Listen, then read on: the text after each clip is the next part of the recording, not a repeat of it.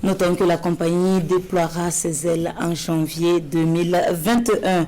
Et nous voici à la page entretien de cette édition. Comme annoncé, nous recevons le ministre de la Sécurité, Ousseini Compaoré. Bonsoir une fois de plus, monsieur le ministre. Bonsoir, madame.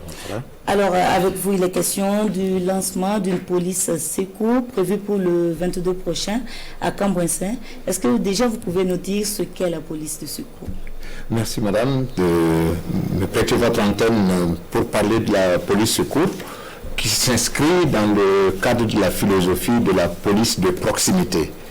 En effet, la police secours est une nouvelle approche opérationnelle des forces de police avec grand P, qui réunit la police et la gendarmerie en vue d'assurer une présence permanente, visible et dissuasive dans nos secteurs, dans nos quartiers, de façon à rassurer les populations, de façon à faire en sorte que la sécurité soit avec les populations. C'est donc une composante de la police de proximité. C'est une composante de la police de proximité. D'accord. Alors, qu'est-ce que cette police est censée apporter de plus que ce qui existe déjà comme unité de force de sécurité? Comme je l'ai tantôt dit, c'est une approche préventive. Une approche dont le but est d'assurer une collaboration amicale, sociale entre le policier qui, d'habitude, comme vous le savez, a la casquette de la répression. Cette fois, le policier va avoir la casquette de la collaboration, du vivre ensemble, de travailler ensemble, de résoudre les problèmes de sécurité ensemble. L'objectif est de faire en sorte que le citoyen bénéficiaire de cette sécurité se sente concerné et travaille avec la police pour une plus grande sécurité. À terme, le sentiment d'insécurité devrait reculer. D'accord. Vous avez parlé d'actions préventives.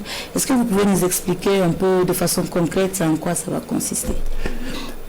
Pour prendre un exemple concret, les actions préventives pour la police secours, c'est d'être présent sur le terrain, de discuter avec la population, de remarquer tout ce qui peut paraître anormal et de faire des rapports à leur hiérarchie qui vont immédiatement prendre des actions par d'autres forces, mais pas la police secours, parce que la police secours a pour ambition de s'intégrer au sein de la population. Si elle commence à réprimer, il y aura une sorte de rejet. Donc, elle fait des rapports, elle transmet ces rapports en temps réel, parce qu'il dispose de moyens de communication, radio, téléphone, email.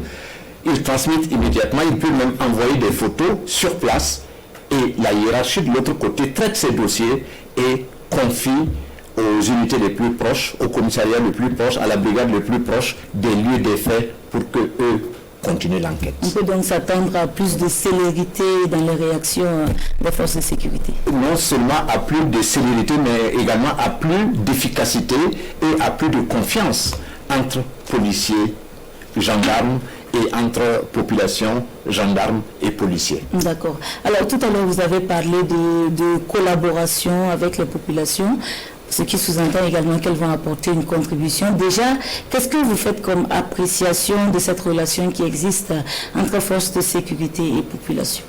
Pour le moment, l'appréciation que nous faisons est une appréciation un peu de méfiance. Et c'est un peu normal parce que nous sommes perçus en ce moment comme plutôt répressifs. Et nous voulons changer cette image. Nous voulons changer cette image.